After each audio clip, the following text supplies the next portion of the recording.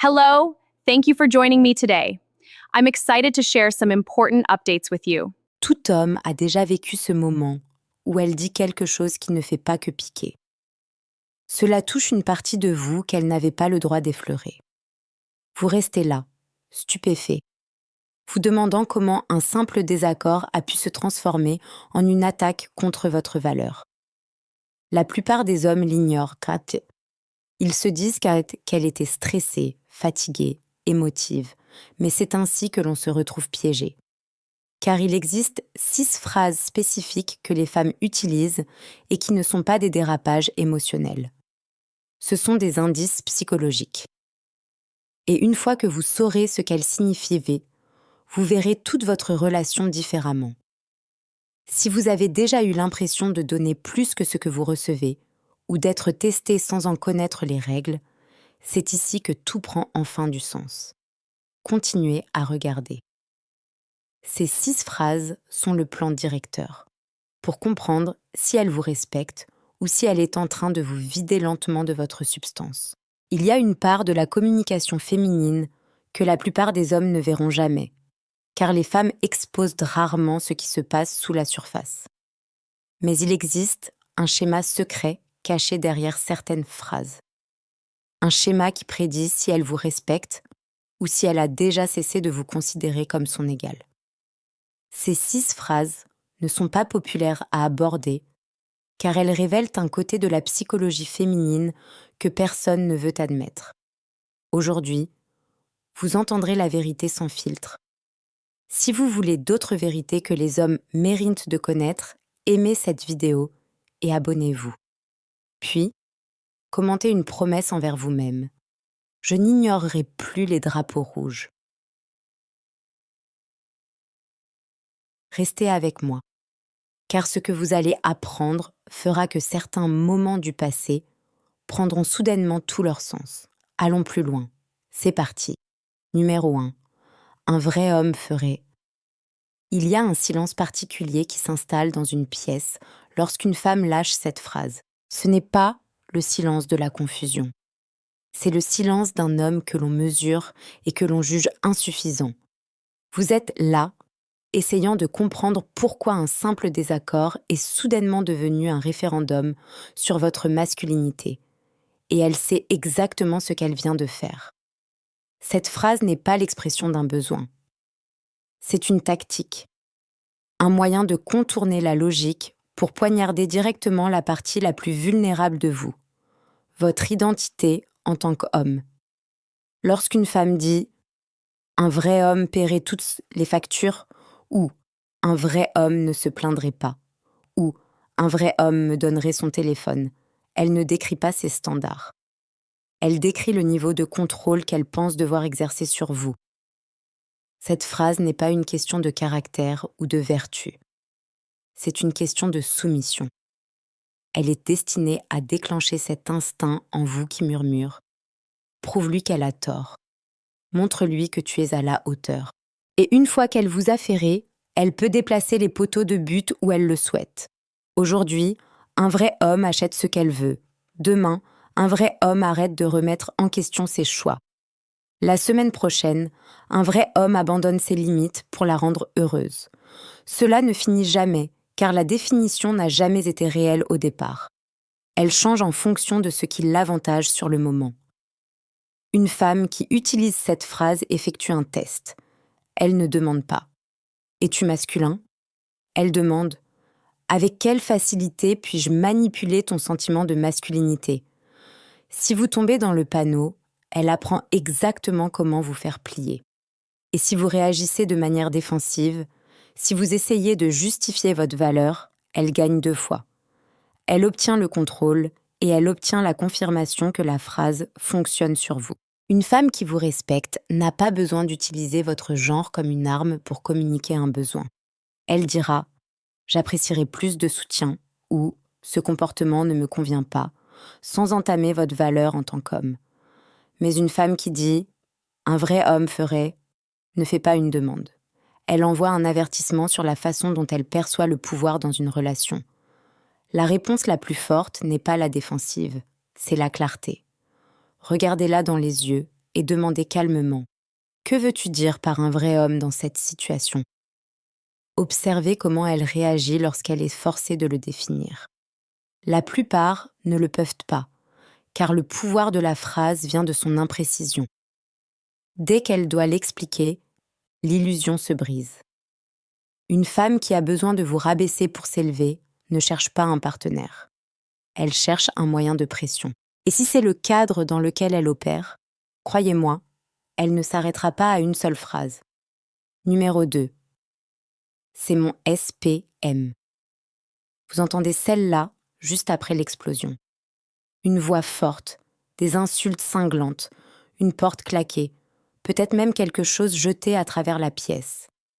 Et puis, vient la justification enveloppée dans 3 lettres censées vous faire avaler le manque de respect et vous faire taire. C'est mon SPM. Comme si cette seule phrase réinitialisait toute la conversation et effaçait tout ce qu'elle vient de dire ou de faire. Laissez-moi être franc avec vous. Le SPM est réel. L'inconfort est réel. L'irritabilité, la sensibilité, la douleur physique, tout cela n'est pas imaginaire. Mais lorsqu'une femme utilise systématiquement le SPM comme bouclier pour sa cruauté, elle ne demande pas d'empathie. Elle demande l'immunité. Elle vous dit « Accepte tout ce que je fais parce que je peux rejeter la faute sur la biologie. » Il y a une différence énorme entre avoir besoin de compréhension et exiger un laissez-passer. Une femme qui souffre réellement pourrait dire « Je ne me sens pas très bien aujourd'hui. Est-ce qu'on peut se parler plus tard ?» Ou « Je me sens à fleur de peau. Je vais essayer de surveiller mon ton. » C'est cela la maturité émotionnelle. Cela reconnaît le sentiment, sans excuser le comportement. Mais la femme qui crie, insulte, rabaisse, brise les limites, puis s'en lave les mains avec un « désolé, c'est mon SPM », ne gère pas ses hormones. Elle évite de prendre ses responsabilités. Et voici la partie dangereuse. Une fois qu'elle apprend que vous l'acceptez, elle l'utilisera aussi souvent qu'elle le voudra. Elle commence à compter sur votre silence. Votre tolérance devient son filet de sécurité. Et avec le temps, elle vous conditionne à croire que votre rôle est d'absorber son déversement émotionnel. Vous commencez à vous dire « peut-être que je devrais être plus patient » ou peut-être que c'est juste ainsi que les femmes sont. C'est ainsi que l'impuissance apprise se forme, lentement, silencieusement, une excuse à la fois.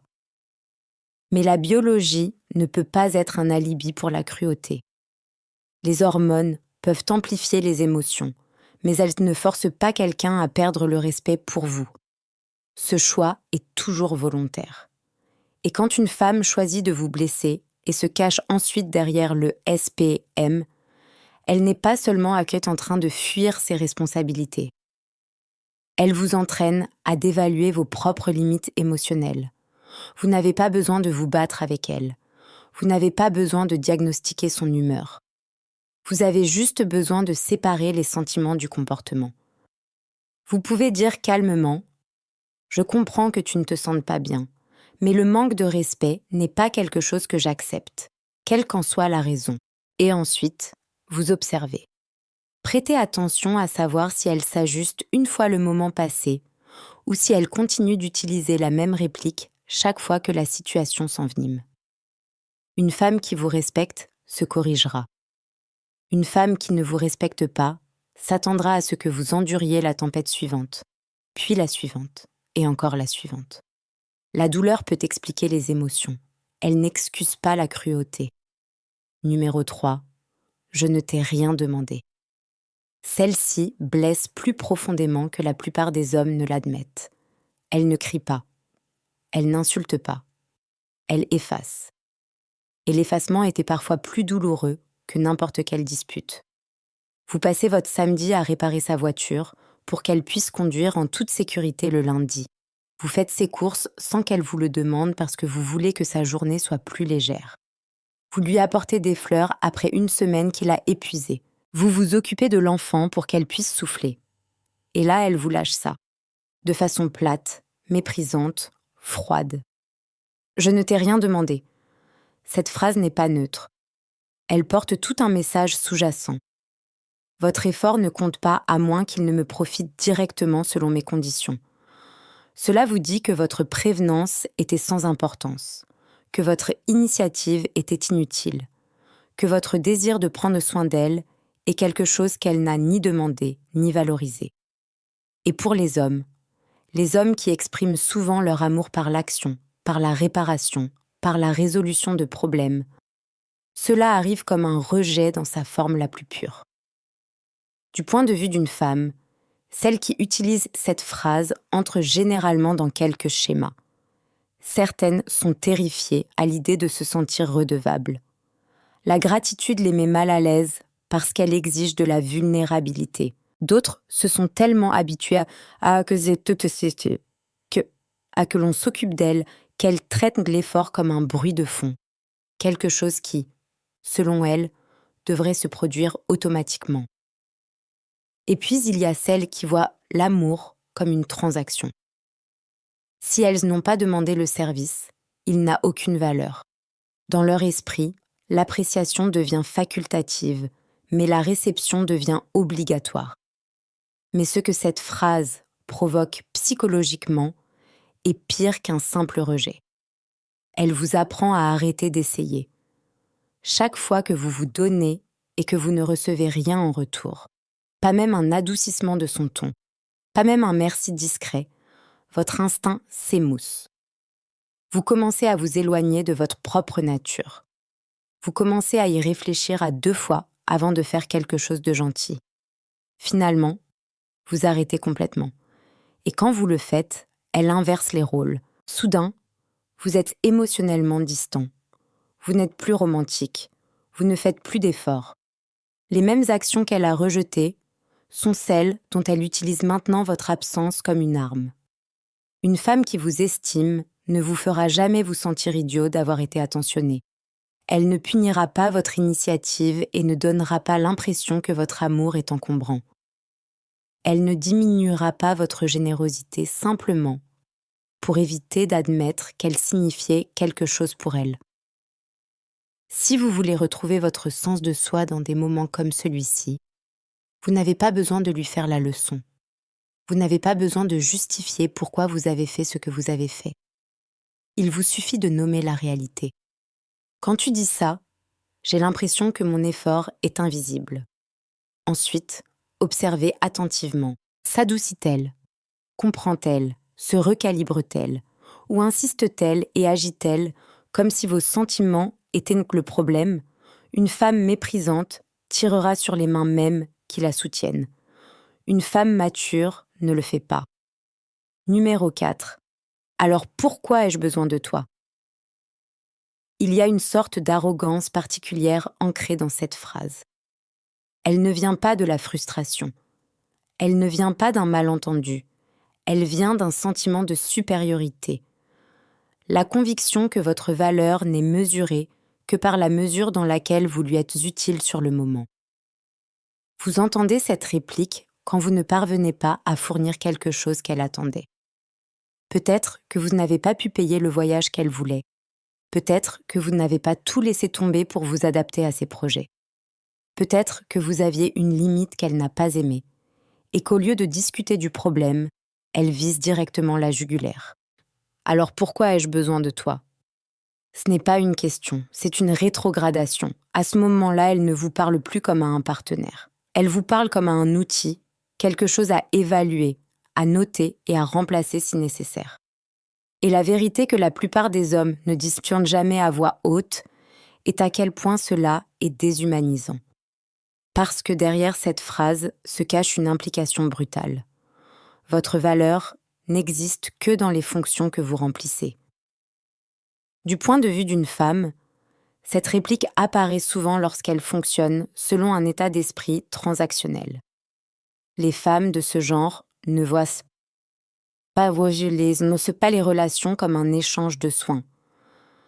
Elles les voient comme un échange d'avantages. Elles font un calcul mental constant. Qu'est-ce que j'obtiens? Qu'est-ce qui me manque? Est-ce qu'il en apporte assez?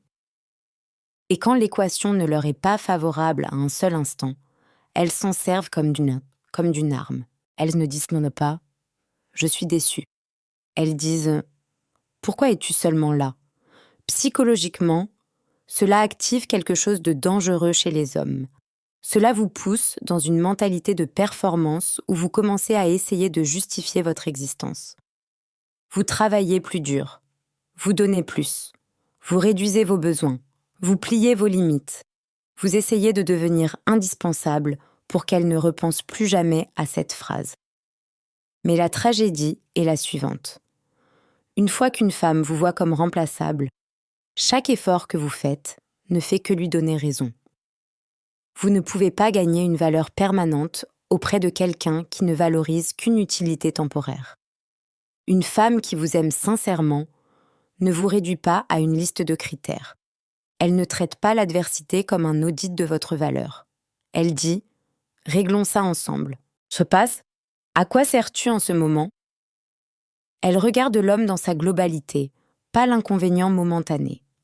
Si vous voulez répondre avec force, ne défendez pas votre valeur. Ne listez pas tout ce que vous faites. Ne vous battez pas pour votre place dans sa vie. Cela ne fait que vous entraîner plus profondément dans le cadre qu'elle a créé. Au lieu de cela, restez calme et sortez-en complètement. Ma valeur ne se mesure pas à une situation donnée. Puis, renvoyez-lui l'image. Qu'est-ce qui te fait définir ma valeur par ce que je fournis en ce moment? Cette question révèle la vérité qu'elle espérait cacher. Si ces sentiments pour vous dépendent de ce que vous pouvez apporter à n'importe quel moment, elle ne bâtit pas une relation. Elle gère une ressource. Et peu importe ce que vous donnez, une femme qui vous voit comme utile ne vous verra jamais comme irremplaçable. Numéro 5. J'ai gâché mes plus belles années avec toi. Celle-là ne hurle pas. Elle n'explose pas. Elle s'abat comme un poids lourd et lent, déposé directement sur votre poitrine. Parce qu'il ne s'agit pas seulement d'une critique. C'est une réécriture complète de l'histoire. Une phrase conçue pour transformer chaque belle année en un regret, chaque sacrifice en une perte, et chaque moment partagé en quelque chose qu'elle souhaiterait aujourd'hui avoir donné à quelqu'un d'autre. Elle apparaît généralement à un moment bien précis, quand sa vie ne ressemble pas à ce qu'elle avait imaginé, et qu'elle a besoin de quelqu'un à blâmer pour l'écart entre le fantasme et la réalité. Peut-être pensait-elle qu'elle serait plus riche à présent. Peut-être s'attendait-elle à une demande en mariage, à une amélioration de son niveau de vie, à une version différente de vous-même. Et au lieu de reconnaître ses propres choix, elle décharge tout sur vous avec ces quelques mots censés vous écraser. J'ai gâché mes plus belles années avec toi. Mais voici la vérité qui blesse du point de vue d'une femme. Cette phrase ne concerne jamais le passé. Elle concerne l'avenir qui la déçoit. Elle n'est pas vraiment en train de passer en revue l'histoire de votre relation. Elle la réécrit pour qu'elle corresponde à la frustration qu'elle ressent en ce moment. C'est un mécanisme de défense psychologique appelé distorsion narrative. Quand quelqu'un est mécontent de sa réalité actuelle, il retourne en arrière et redessine le passé pour justifier son insatisfaction. Le danger émotionnel pour les hommes réside dans la profondeur à laquelle cela enracine la culpabilité. Vous commencez à vous repasser ces années dans la tête, en vous demandant si vous l'avez vraiment freiné. Vous vous demandez si vous auriez dû en faire plus, être plus, vous donner davantage de mal. Vous commencez à porter la responsabilité d'une vie qui a toujours été, dès le départ, une série de choix faits par 2 adultes, et non un seul. Et c'est ce que la plupart des hommes oublient. Elle n'a pas été forcée de rester. Elle est restée parce qu'elle le voulait. Quelles qu'aient été ces années, faciles, difficiles, belles, chaotiques, elles étaient des décisions partagées. Le fait qu'elle les qualifie de gâchées ne change pas la vérité. Cela révèle seulement le ressentiment qu'elle n'a pas traité. Une femme qui vous aime ne fera pas du temps une arme. Elle ne transformera pas votre histoire commune en munition émotionnelle. Elle ne prendra pas les années mêmes que vous avez construites ensemble pour vous les rejeter à la figure comme preuve que vous n'avez jamais été à la hauteur. Elle parlera de sa déception avec honnêteté, sans réécrire la chronologie pour s'autoproclamer victime. Lorsqu'elle lâche cette phrase, ne tombez pas dans le piège de défendre votre passé. Ne récitez pas tout ce que vous avez fait. N'essayez pas de la convaincre que ces années ont signifié quelque chose. Cela vous transforme en avocat plaidant la valeur d'une vie que vous avez vécue tous les deux. Au lieu de cela, renvoyez la responsabilité là où elle doit être. Si être avec moi te semble être un gâchis, alors continuer serait un gâchis encore plus grand pour nous deux.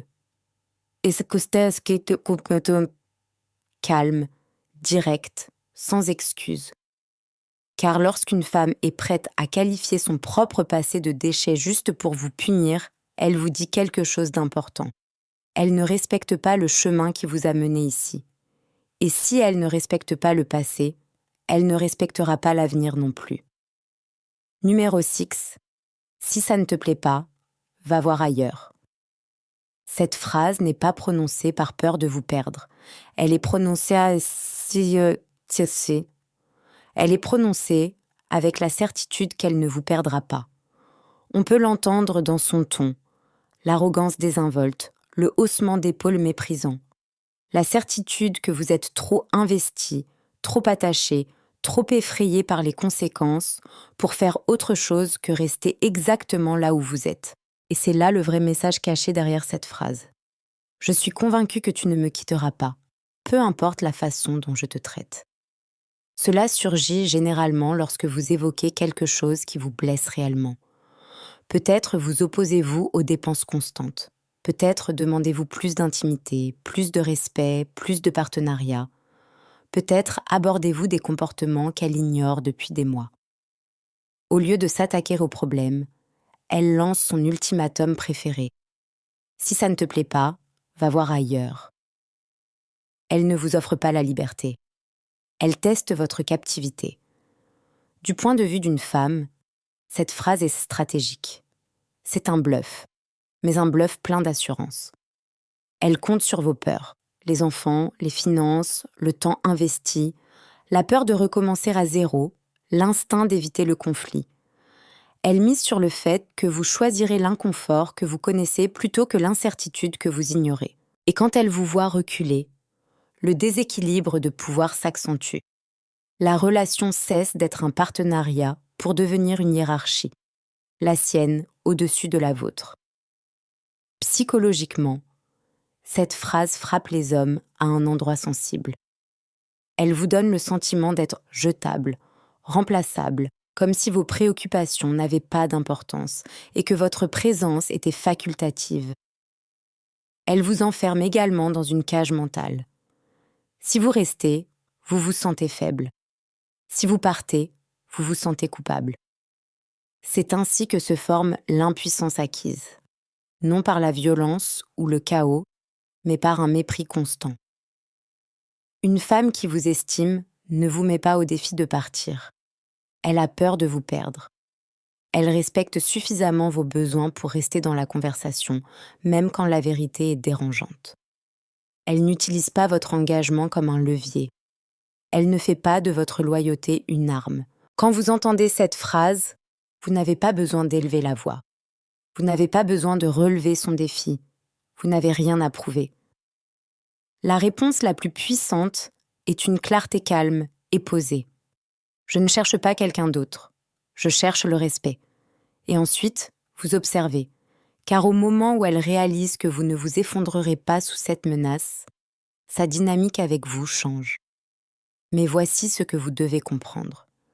Si elle continue de répéter cette phrase, elle ne communique pas. Elle fixe les conditions de la relation. Elle vous dit que son confort compte plus que votre dignité et que le prix à payer pour rester est d'accepter une vie où vos sentiments sont facultatifs et vos limites négociables.